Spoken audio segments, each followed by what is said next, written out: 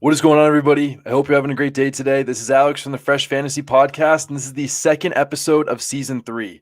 Today, we're talking about our top 10 most underrated players in fantasy football. This includes guys like Lazard, Jalen Hurts, Cortland Sutton, and why we believe people are overlooking them this year. Joining me today to break this all down is a man who is a former play-by-play announcer turned fantasy football superstar.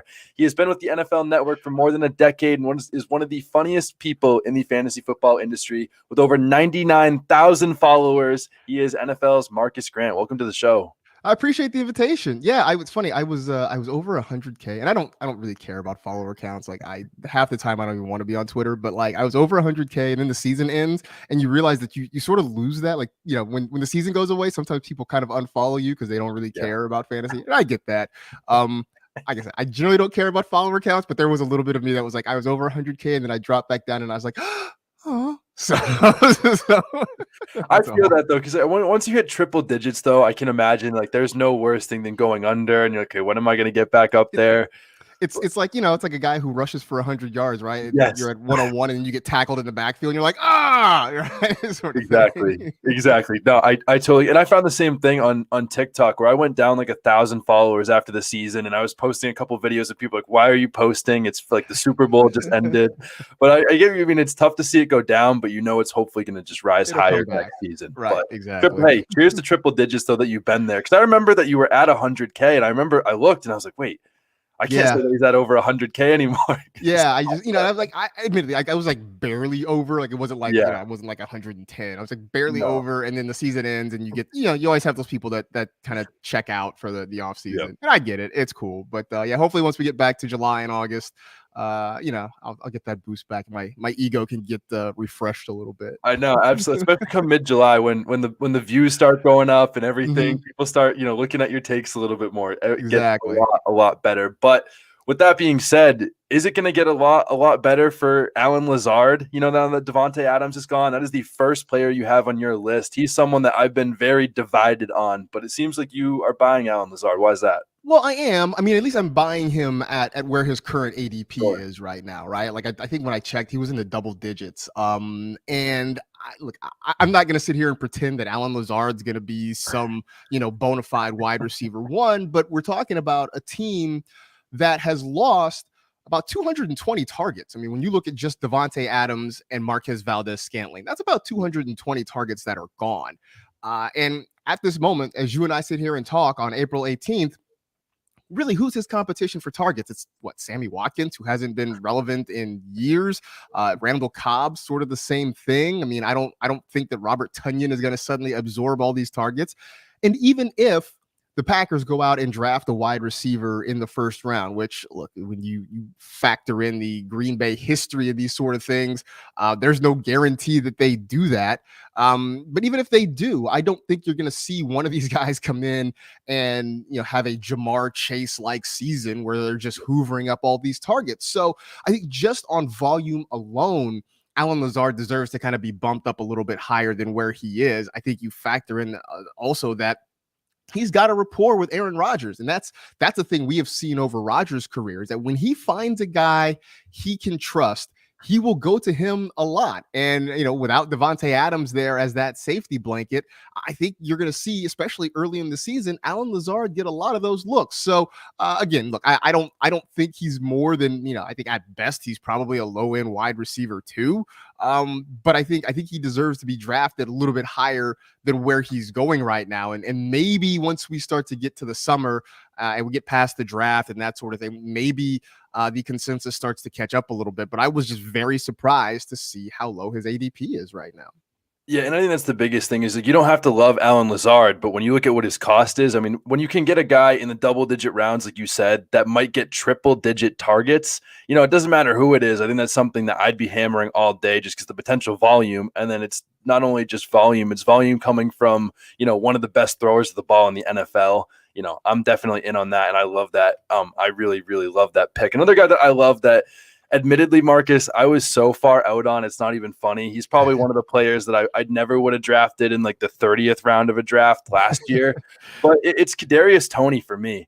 And the biggest stat I saw that was just unbelievable to me is that since 2011, there have been 13 wide receivers drafted in the first 2 rounds to average over 2.00 yards per route run in their rookie year. 11 out of 12 not named Kadarius Toney have hit a top 12 season. That's 92% of those players that hit that had a top 12 season. He also last year was 7th among target rate for every route he ran, how often he was targeted, only 6 players ahead of him, 3rd among all rookies in yards after the catch. He showed that insane potential against the Cowboys, catching 10 passes for 189 yards. And he left the game early. Like, he didn't even finish that game. Obviously, I'm concerned about the quarterback play. I'm concerned about Daniel Jones. I'm concerned about the injuries.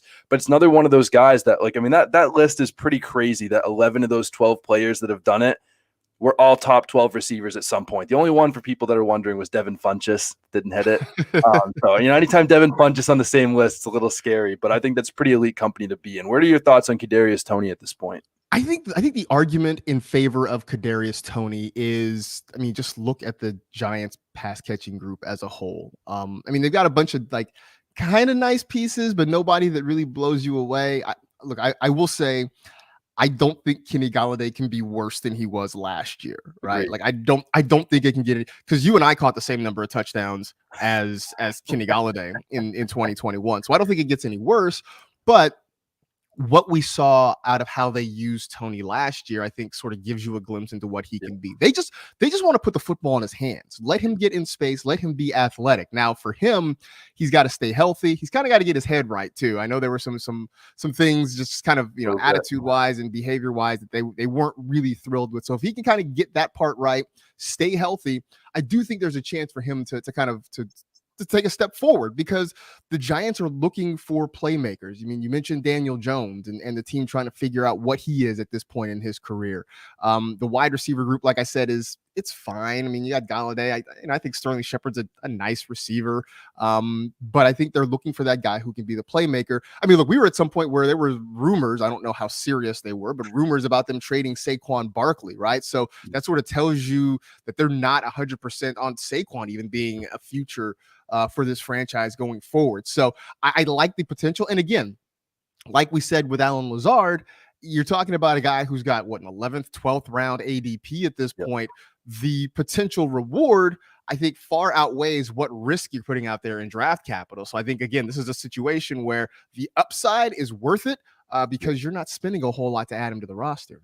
Yep. And these are the perfect kind of dart flows that you're looking for in their late rounds. And now it begs the question almost of who'd you rather have? Because I think, Toney's more electric and he's shown us a little bit more, but I'd probably, bank on the QB play of Allen Lazard more than anything and know that they'll actually get him the ball, because if Daniel Jones is just bad this year and they put in, Tyrod Taylor, I'm not too confident in Kadarius Toney. I know that, he had a great season with Sammy Watkins one year, but that was half a decade ago. I was in high school, the last time that happened. So, that is what it is. But another guy that, Marcas, it makes me really happy to see some certain guys on your list, because this is one of my favorite players in Dynasty that I have some shares of. That's Rashad Penny. He had a monster season to close out last year. The last few games, he looked like the first round talent we've been expecting him to be. Also, since I was in high school, and he finally showed it. So do you think that Rashad Penny can sustain it with Chris Carson coming back? I know they said that neck is healed. He's supposed to be a full participant, but what do you think this backfield looks like come week 1? Yeah, I think this is Rashad Penny's backfield. I know that the Seahawks are trying to be optimistic about Chris Carson's neck injury, and I wish the best for him. I've enjoyed watching Chris Carson. Yeah. I feel like he's been one of those underrated running backs for the last few years. He's that guy that falls to the second or third round, and then the season's over, and he's a top 10 running back. But I think that time has passed. I think they're passing the torch to Rashad Penny because of what we saw last year. Yep. I'll say this. Whenever somebody has a really big finish to the season, I always have to take a step back, and I'm like, okay, is this real? Is this a mirage? Was this a situation of a guy, did he take advantage, for instance, of the schedule? Did he suddenly get a lot of volume because a guy was hurt who's going to come back next year?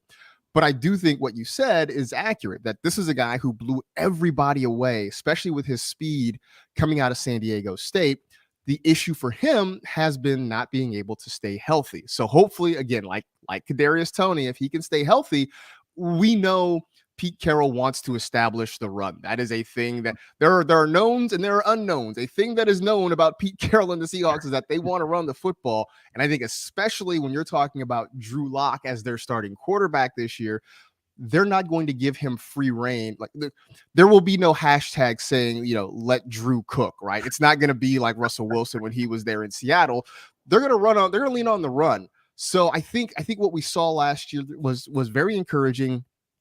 Penny was incredibly explosive. You talk about, runs of 10 yards or more. I think he had like 16%, which among running backs was top 3 or 4. I think, the only guys who might've been better than him were say like a Nick Chubb. And there may be one other that I'm blanking on right now, but he was way up there in that. His speed scores, when you talk about next gen stats and his top speed of over like 15 miles an hour, he was consistent on those sorts of things. So I know it was a smaller sample size. I mean, he had like 120 carries, something like that. Yep. But I think those glimpses kind of gave us an idea of what he can be. So again, the only concerns for me are 1, health. 2, the Seahawks might be bad, so they may not be able to run the football as much. But I do think what you get out of him, I think, will be potentially great, especially because nobody's drafting him as a top 10 running back right now. Yep, exactly. And if I have to ask, because I think there's a lot of positives here, but there's also a lot of risk, as we know, and that's, the world we play in fantasy football. But how high in drafts, in say a 12-team league right now, would you be willing to take Penny? I see him. I think right now he's a 6th round pick. Yeah.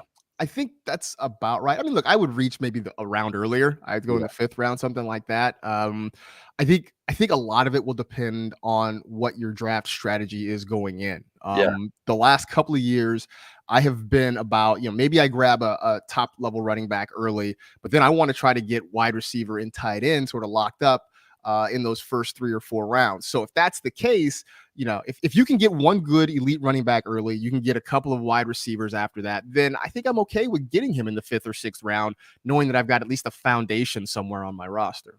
Yep, I like that. And I think the thing is it's so much more, than ADP. I think it's more like you said, it's all about roster construction. And I think Penny's the perfect, running back to a, you get your anchor running back, you get a couple good receivers or a tight end. And then Penny's that guy that has super high upside, like league winning upside that you can get as that running back too. So I think in the right roster construction, I agree. I think that he's definitely a 5th or 6th round pick. But if you don't have the right roster construction and, you're relying on him as like your running back 1, I think I'd be a little bit more wary. Yeah. But another guy that Marcas, maybe you have to talk me out of this because there's been a bit of Twitter hype, going on this week with this player. And I was a little bit like, okay, I'm not sure about this hype here. And I looked into it and I was like, wow, okay, there's something interesting here. And that's Cole Kmet.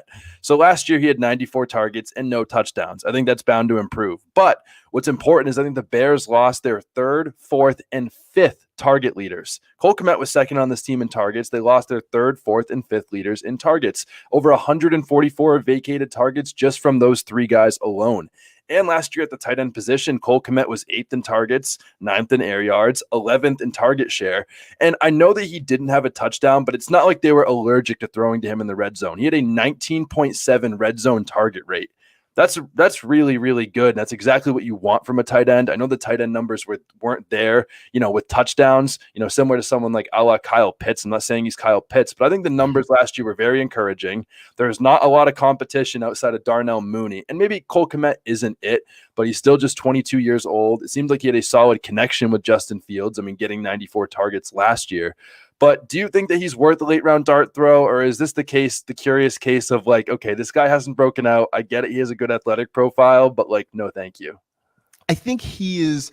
I think if I'm in a dynasty league and I'm stashing him, I think I feel better about it than maybe in a redraft league. And I was big on Cole Kmet 2 seasons ago, right? Near the end of the 2020 season, I kept saying, this is a guy you want to pick up off the waiver wire, right? Because everything about him, all the metrics seemed really great. I mean, just in terms of, the target share and how much he was on the field and routes run and all that kind of stuff, it all felt great. Everything was great except for the fact that Jimmy Graham kept catching touchdowns. And it was like, it was driving me mad, right? Like I would go on our podcast, I would go on Fantasy Live, like every week it felt like, and I was trying to preach the gospel of Cole Kmet, and then Jimmy Graham would catch a touchdown and I'd look like an ass. And so like, I was just trying to.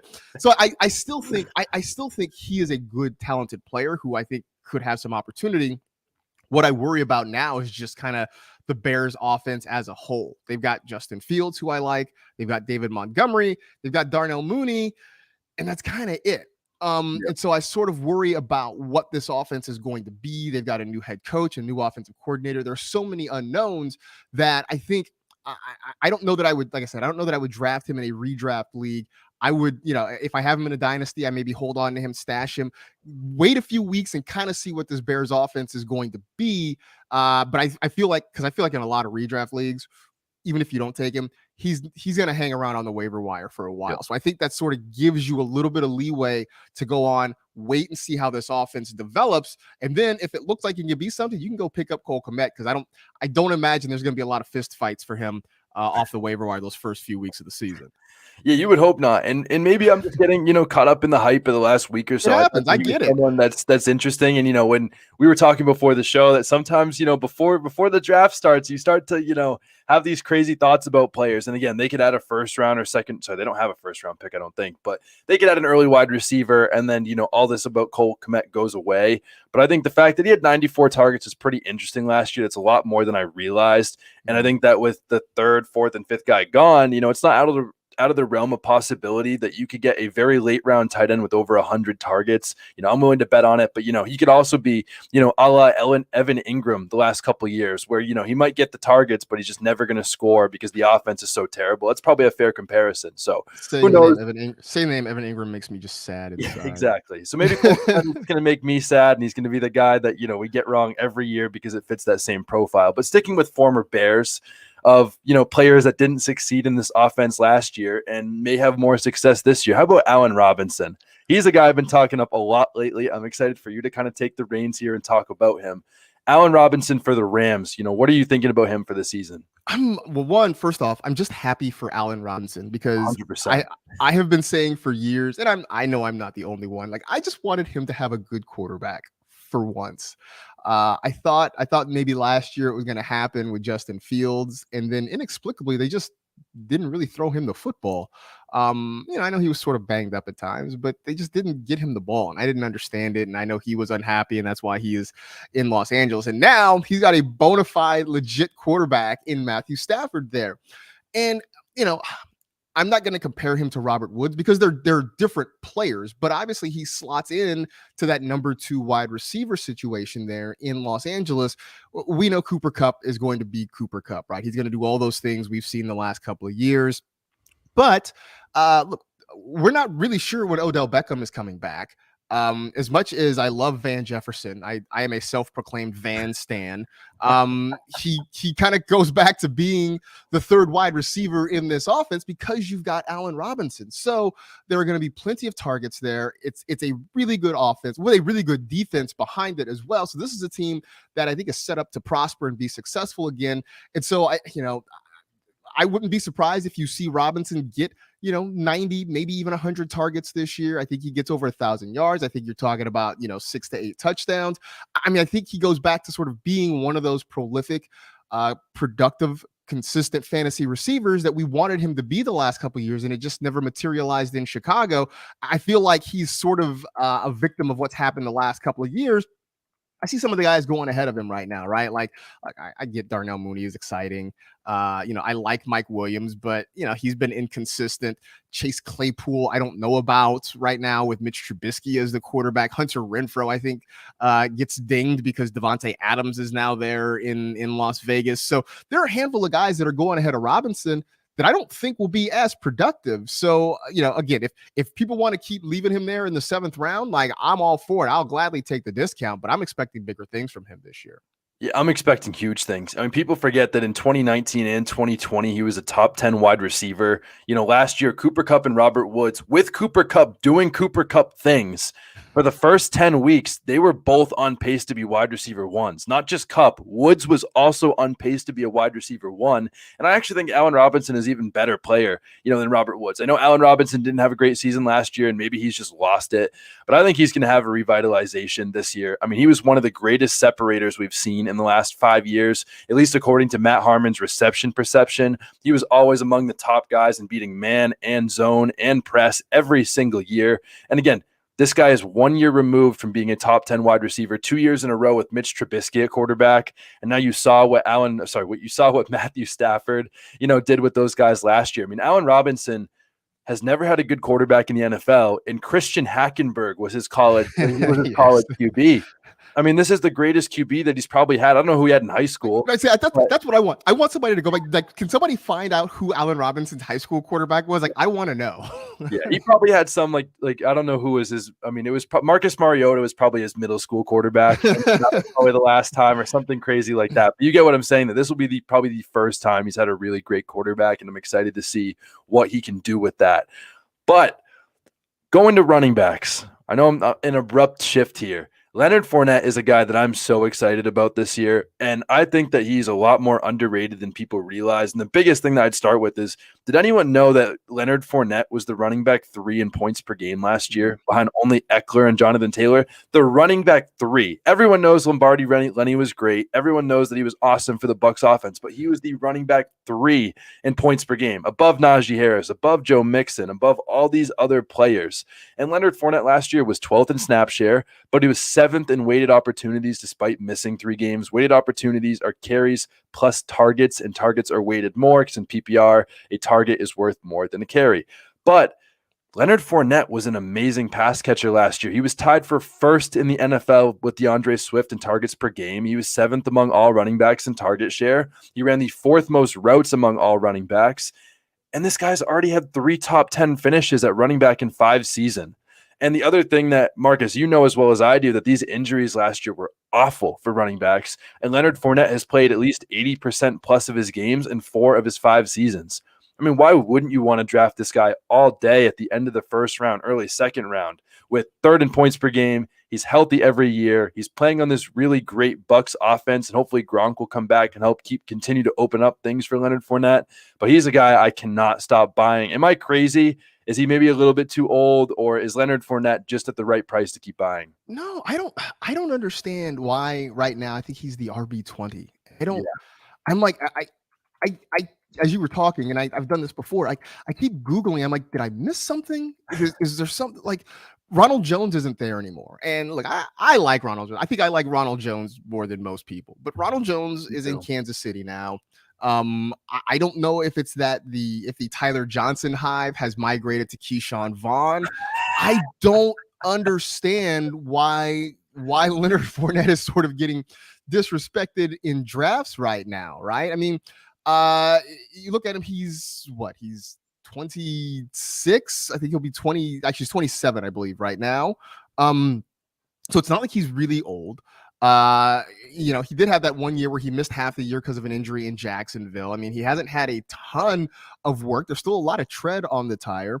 And for all intents and purposes, this is kind of the same offense he was in last year, right? Tom Brady comes back. And I know Chris Godwin is still sort of working his way back from injury, but Godwin will be back this year. Mike Evans is going to be there this year. They added Russell Gage, who I think really helps their wide receiver group quite a bit.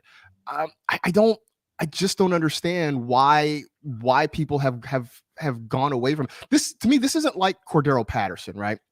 Cordero Patterson had a phenomenal season last year, but I think everybody looks at that and it's like, yeah, that felt like lightning in a bottle, right? Like, I understand why CPAT's ADP is where it is, because I don't think anybody, myself included, believes he can duplicate what he did last year. And I think we saw him even fade down the stretch.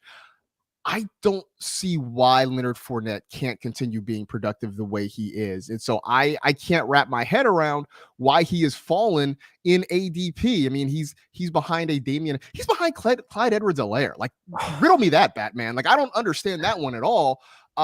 So yeah, I'm with you on this one. Again, this is another one where if the discount remains, I don't think it will, but if the discount remains, I will take it and say thank you.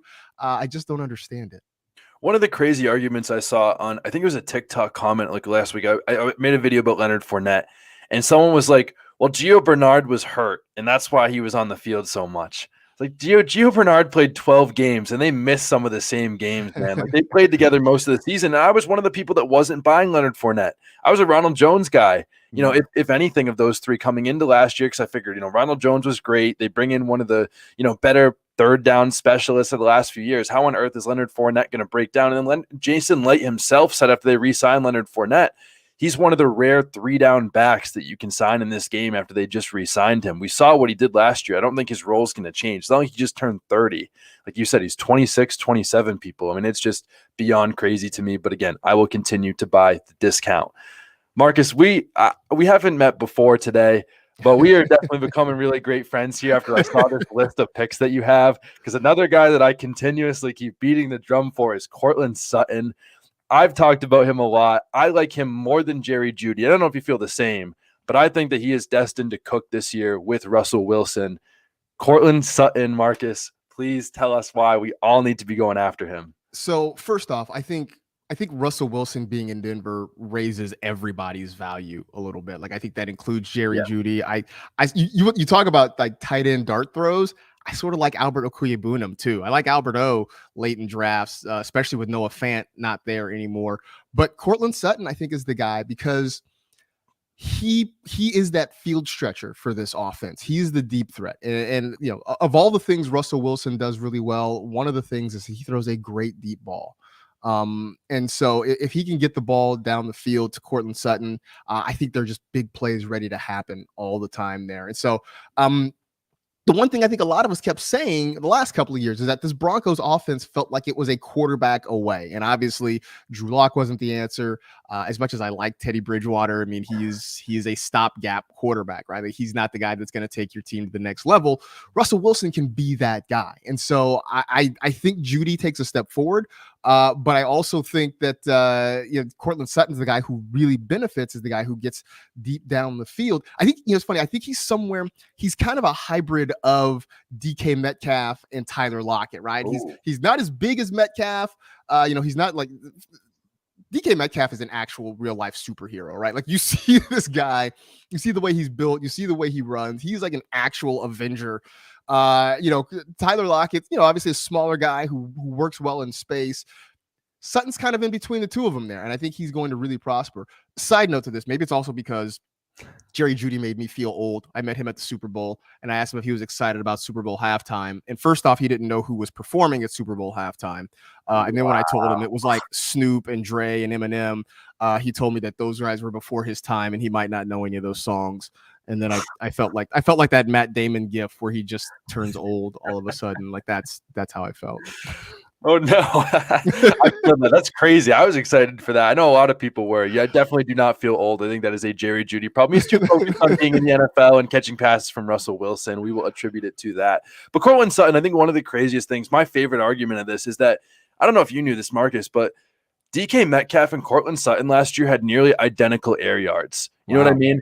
Mm-hmm. Like they're like, I think they're within 50 air yards of each other. And DK Metcalf was a wide receiver 1, and Cortland Sutton was outside the top 40. And Drew Lock and Teddy Bridgewater were really not that great. So I think that shows a lot right there. I'm not saying that, automatically they're going to flip roles and Cortland Sutton's going to be wide receiver 1. I'm not saying that. But I think, like you said, that he is a really good player. And I think that you can see just by the air yards alone how much that Russell Wilson is going to elevate his game.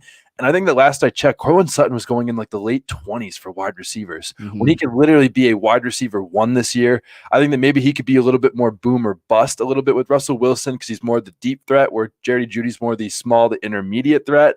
But I think Cortland Sutton is absolutely a value right now and a guy that I am absolutely loving, in addition to a guy that I'm absolutely loving once again in fantasy football this year, and that's Jalen Hurts. I mean, Jalen Hurts was my favorite quarterback to draft last year. He was one of my 3 my guys, and he's a guy that I'm going to continue to buy again. I mean, people forget that Jalen Hurts was the QB1 overall in fantasy in weeks 1 through 11 before having a highly sprained ankle. In week 12, he was the QB8 for the season, QB7 in points per game. But people act like, okay, well, like Zach Ertz is gone, so like he's not going to be the same guy that he was last year. Well, Zach Ertz had 31 targets. I mean, the target leaders last year were, Devontae Smith, Dallas Goedert, Quez Watkins was 3rd in targets with 69, and Jalen Reagor was 4th in targets with 60. It can't get any worse. The worst that they lost was 31 targets for Zach Ertz. The Eagles have 2 first-round picks. It doesn't mean that they're automatically going to take a wide receiver for the 3rd year in a row, and they have not drafted very well at wide receiver. But I think that it's very interesting to see what they can do, with Jalen Hurts. And I know that part of his touchdowns and stuff like that is probably going to regress slightly. But I think Jalen Hurts is going to be the same guy that he was last year, where he's going to be, borderline leading the league in QB1 performances, where he just finds his way to 20 points every week by, lots of garbage time, a not so great defense. But again, Jalen Hurts, just one of those guys. It's not a sexy pick, but it's a pick that I'm going to continue to make, because late in your drafts, when you can get a guy like that in the double-digit rounds where he's probably Walmart Trey Lance, that's something that I'm definitely willing to invest in. Are you feeling the same way about Jalen Hurts, or are you all away from NFC East? I love Walmart Trey Lance. I think that's great. The thing about Jalen Hurts, and you sort of hit on it, and we talked about it a lot last year on our pod, is that it didn't matter what, he was going to find his way into 20 fantasy points. It felt like. Yeah. I think there was at least one week where he went into the 4th quarter with 8 or something, and then when the day was over, he was at 22 or so. It was just it was mind boggling. The one thing I want from him is I do want to see him become more consistent as a passer. He was last year, he was definitely the epitome of Rich Rebar's classic Konami code, and that helped him a lot. I think at some point defenses are going to start to clue into that. And so he's going to have to get a little more efficient throwing the football. I think he can do that. We've seen guys get better. I mean, Josh Allen might be the best example of that, right? Everybody talked about his accuracy being so terrible. Now he's, one of the premier quarterbacks in the league. The other thing I would like is I do want the Eagles to add some wide receiver help, and maybe not necessarily in the draft. I've been saying for a while, and I still believe it, Jarvis Landry would be a really good fit on this team. Maybe not from a fantasy standpoint, because I think we sort of know what Jarvis Landry is, but that guy who can get open, who can be a security blanket for a young developing quarterback, and a guy who can just be a veteran presence in that wide receiver room, because this is a pretty young group, right? I mean, you're talking about Quez Watkins and Devontae Smith. I mean, Jalen Reagor still. I think Devontae Smith actually might be older than Jalen Reagor, if I have that right.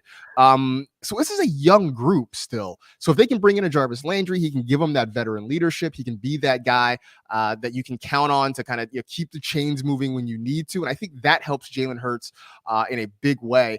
My only concern is that a lot of people I think are going to like Jalen Hurts, and that's going to push up the ADP. So when you say Walmart Trey Lance, it makes me laugh, because I'm sort of targeting Trey Lance the way I targeted Jalen Hurts last year. He's that guy that I will take later in a draft, although I don't know, I think everybody loves Trey Lance too, so I may not be able to get him later in drafts this year. But ideally, my thought was, if I take a quarterback sort of mid-round and then I can take Lance as my second quarterback, I think unfortunately, if the Niners somehow move Jimmy Garoppolo, or if they just make the announcement that Trey Lance is starting, I think my hoped for discount on both of these guys is probably going to go away.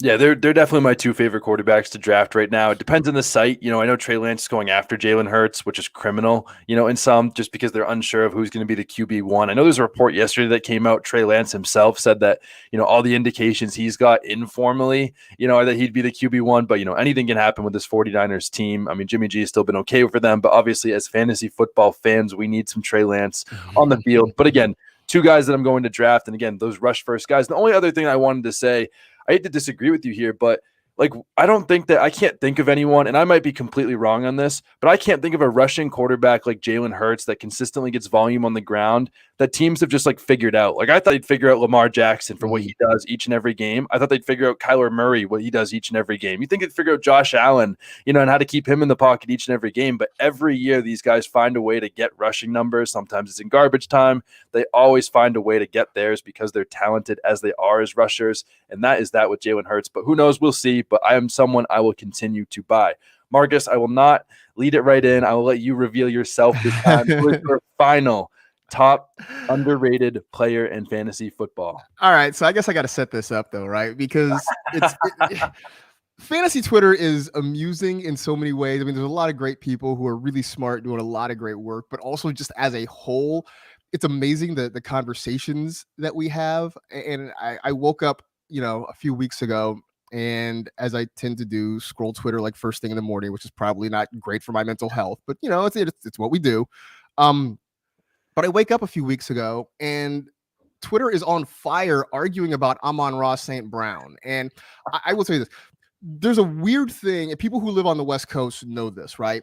Like on the West Coast, when you wake up and you check Twitter first thing in the morning, like the conversation has already been happening. I say it's sort of like if you wake up and your bed is in the middle of freeway rush hour traffic, right? Like you're just like what is happening here, right? And that was me. I woke up and there's like a raging argument happening about Amon-Ra St. Brown. And so like then you're Googling and you're scrolling, you're trying to figure out, okay, what did I miss? What happened? I didn't miss anything. Just for whatever reason, he was the main character that day on fantasy Twitter. I think Amon-Ra is going to be just fine. I will also preface it by saying I am a noted USC homer. I am, my student loan dollars are still going there, but I still want to see those guys do well. But I think more importantly, what we saw out of him from the midpoint of the season on sort of indicates what he can be in this offense. And from the moment he was drafted, there was some talk, and like I will lean on my good friend and noted wide receiver guru Matt Harmon here. One of the things he said early on was that St. Brown could sort of be in Detroit for Jared Goff what Cooper Kupp had been in Los Angeles. And I'm not trying to say that, Amon-Ra St. Brown is going to be, a triple crown winner. I'm not telling you he's going to be the number one wide receiver in fantasy or anything like that, but he can be that guy that gets open whenever they need him to, that Goff is going to feel comfortable throwing the football to. And yes, I know there were some guys that were hurt, but I still think that what we saw from St. Brown signals that he's going to be a guy that they trust in this passing game going forward. He's not necessarily a burner, but he's a big body guy with good, consistent hands that can make plays all over the field. That counts for a lot, right? Like I think we get hung up on 40 times and separation and all these little things. When you just watch a guy and you're like, this guy can play football. And I think that's where we are with Amon-Ra St. Brown. And so I'm sure the argument will continue to rage. And if the Lions draft a wide receiver in the next, couple of weeks, that we're going to have this whole argument all over again. But I just feel like he sort of proved himself. And I think he's a guy that we need to start, as they say, put some respect on his name, because I think he's going to continue to be a productive option across fantasy this year. Yeah, I 100% agree. One thing that I had in a TikTok video a few weeks ago was a stat I saw. It was a PFF stat. But Marcus, there's been 7 wide receivers drafted round 3 or later that had a 80+ PFF receiving grade as a rookie, above 80. 7 players. You ready for this list? Okay. Antonio Brown, Doug Baldwin, Keenan Allen, Tyreek Hill, Chris Godwin, Terry McLaurin, and Amon-Ra St. Brown. It's a pretty good list. That's a good list. And I know that, we live in, a stats world where you can find, a list, of like some kind of list to fit in every player with a really great list. But I think that's a very, pretty straight up list of just 80+ receiving grade as a rookie for PFF. That's a really, really, really great list. I mean, we saw, the potential of Amon-Ra St. Brown as a rookie, in those last couple of games, similar to Rashad Penny. And, Marcus, there might be some people, like looking at this, listening to this podcast, like, oh, look who he had Rashad Penny and Amon-Ra St. Brown, the two like best fantasy players in the last, few weeks of last season. But again, he's a guy that I love. And maybe this is just the craziness of before draft, but I also, have a Lions player as my number one player. And maybe shame on us for investing so much in the Lions, but I think that the talent they have on this team is ridiculous. I understand Jared Goff is the quarterback, and no one is going to get excited about that, but get excited about Dan Campbell, get excited about Hard Knocks and the talent that they have on this team. My number one player is Deandre Swift. Last year, Deandre Swift was even better than people realized. I mean, he was 8th in snap share. He was 3rd in target share. He was the top 5 running back, for God's sake, before getting hurt. He was amazing in yards created per touch, 2nd in the NFL. He was ridiculous. He was top 5 in weighted opportunities before he got hurt. He tied with Leonard Fournette for the most targets per game in the NFL. He was 8th in fantasy points per game. And I get that, like, he had injuries. Like, I acknowledge that. But it's not like he tore his Achilles or his ACL or like broke his foot or anything like that. He had a groin strain that he missed no games from. He had a sprained shoulder and he had a concussion last year. None of these are serious injuries that, are, showing that, oh, he's injury prone and he can never make it through a full season. These are games he's only missing, 3 or 4 games at a time. And the average running back misses 2.7 games a season. This is pretty right on par for any running back. And I know everyone wants is a running back to play a fully healthy season. But this is the NFL, and this is just kind of the reality that we live in, where often they're going to miss 1 or 2 games now that we play a 17-game season, and that is just part of it. But DeAndre Swift, as I listed all those stats that you could care less about, was just amazing in every important metric to measure fantasy points, and all of that shows that he could be a PPR machine, as we saw so frequently last year. This defense still has not gotten a lot better. They're going to probably be in garbage time a lot once again. And the biggest thing that I want to say as I finish this argument is Jamal Williams was not on the field as much as everyone thinks he was. DeAndre Swift was 8th in snap share. There were 7 running backs in the NFL on the field on average more per game than DeAndre Swift, and that includes the game on Thanksgiving where he got hurt on the 4th play of the game. I know Jamal Williams is on the field all the time, but people don't realize that anytime I take DeAndre Swift being the 7th or 8th most running back on the field out of anyone, any season at all. That is really, really, really good. Once again, he was my flag plant last year. I am still all in on DeAndre Swift. Marcus, am I crazy or am I on to something? No, you're not crazy at all.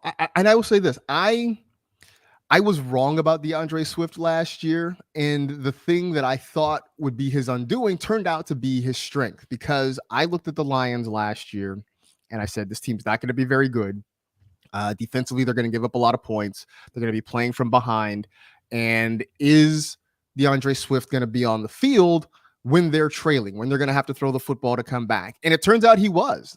His target share was a lot bigger than I thought it was going to be. I thought Jamal Williams was going to play a much bigger role in the offense. In fact, Jamal Williams was a guy I was sort of targeting in drafts because I felt like the draft price was right and that he was going to get a lot more opportunities. So all those things that I thought were working against DeAndre Swift last year turned out to work in his favor. So I do think we're going to see a similar split in that backfield this year to what we saw last year. I mean, we're talking about a guy in Swift who the last 2 years, his first 2 years in the league, has played 13 games apiece. I know that rookie year, he had that really scary concussion situation where, I think Adrian Peterson and some of his other teammates said he just didn't look right even after he tried to come back. It appears that he's over that, thankfully. He got banged up, as you mentioned, last year. So I think because of that, you're going to see the Lions sort of try to limit that a little bit. I think you're going to see a little bit more Jamal Williams, but not excessively more. But I think the fact that they have him so integrated into the passing game is going to be big. I think he can sort of be best case scenario. I think he's like Austin Eckler light there in Detroit, where he can catch the football, he can run the football. Hopefully they can use him maybe near the goal line a little bit more. But I don't think it's crazy to believe that, especially in a world where, the workhorse running back is damn near extinct now. So, you get that guy who gets a majority of the snaps, who is involved in the passing game. I think it's hard to deny something like that. Yep, 100% agree. And I'm excited to see what we see from him this season. But Marcus, it's been a wonderful show having you on, but we still have one final question, my favorite question to ask every guest. I know it's early in the season and things can change throughout the draft and everything that is going on. But as of right now, what is your 2021 flag plant, the player that you believe in more than anyone else for the season? So it's a guy we talked about earlier in this show, and I think Leonard Fournette has the chance to be a top 3 fantasy running back this year. For all those things I talked about earlier, right? He is still in what's going to be a very good offense on a very good team. They throw him the football a lot. We know he can run the football effectively. I don't see anybody else there on that roster that's a threat to take significant snaps and touches from him in that backfield. I mean, the guy that I thought could do it is now in Kansas City. And this is a guy who, as you mentioned, has been incredibly productive. I think you said he was 3rd in points per game last year. There haven't been any real significant changes in this Tampa Bay offense. Yes, they Ali Marpet retired, and I think that's going to change the offensive line. We're still waiting to see whether or not Gronk comes back. But let's keep it real. Gronk, the injuries have sort of piled up on him too. He's not the same blocking tight end. He's still very good, but he's still not the same blocking tight end he was earlier in his career that we saw in New England. But so much is still the same there in Tampa. And like I said, I was baffled why he's fallen so far in ADP. And I don't see why he can't repeat as being, certainly a top 5, but I think he knocks on the door of the top 3 this year. I love that. And health is obviously a factor. And again, like I said, 80+% of the games, 4 of his 5 seasons, besides that 1 year, like you said, that he missed half the season. But I'm with you. I love this pick. I think Leonard Fournette is going to be amazing. It's still going to be a great offense. Maybe, Max Kellerman is right, and this is the year that Tom Brady finally falls off a cliff near 6 years later at this point. But it's like predicting the end of the world. Eventually, you're going to be right, Yeah, seriously. That's just how it is. But I love Leonard Fournette. I love that pick this year. And Marcas, I've loved having you on this show. Thank you so much for coming on today. Before we get out of here, is there anything that you want to plug or anything that you're working on that you want the listeners to know about? Other than we're still doing our podcast, myself and Michael F. Florio, the NFL Fantasy Football Pod. So you can download that wherever you get podcasts. And just keep an eye out. I will be in Vegas for the draft, at least the first 2 days. I don't think I'll be there for day 3, but I plan on being there certainly Thursday and Friday. So just sort of keep an eye on my Twitter account at Marcus G. There'll be stuff coming out there. Also, I'm on TikTok. I don't think I'm as big a TikTok star as you are, Alex. But it's my whole name. It's Marcus Grant. You can find me on TikTok. I do really weird stuff. I have a couple of videos that involve like a stuffed Yoda doll and like a T-Rex doll. They're having an argument about Josh Allen. It's weird. But if you feel so inclined, you can go check that out too. I love that. Definitely go check that out. Please check them out at the NFL. Is it the NFL Fantasy Podcast? I know I'm getting the name wrong. The NFL Fantasy Football. So I admit I'm not consistent. Sometimes I call it the NFL Fantasy Football Show. Sometimes I call it the NFL Fantasy Football Podcast. But if you go to Spotify or Stitcher and you just look up NFL Fantasy Football, chances are it's going to show up. Absolutely. Well, please go check NFL Fantasy Football on Spotify out. Please check out Marcas and all his work at Marcus G on Twitter. Marcus, it's been a pleasure. And for you listeners, it's been a pleasure having you listen to us talk about fake football. As always, please leave a review. You guys already know what to do, and I hope you all